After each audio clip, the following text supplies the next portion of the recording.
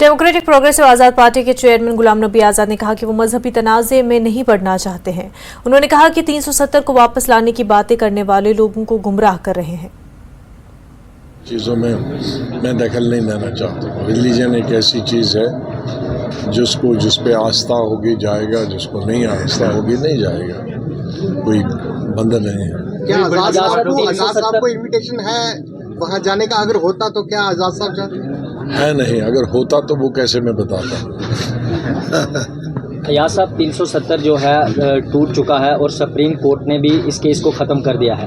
आज भी जो है कुछ पॉलिटिकल पार्टी लोगों को ये दिलासा दे रहे हैं कि 370 वापस आएगा। आप इस चीज़ को कैसे देखते हैं?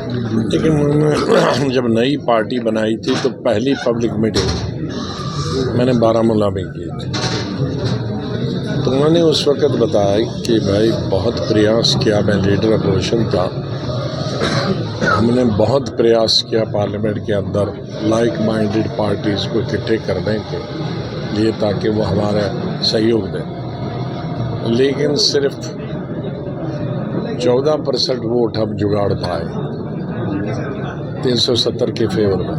86% वोट लोकसभा में खिलाफ पड़े 370 को हटाने के।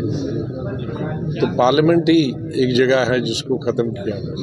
लेकिन विधानसभा में किसी की मेजॉरिटी कितनी आई, 100 में से 100 भी आएंगे तो उनके हाथ में, वो तो लोगों को गुमराह करने के लिए। फिलहाल इतना ही। आप बने रहे न्यूज़ 18 जम्मू कश्मीर लद्दाख हिमाचल के साथ। आदाब।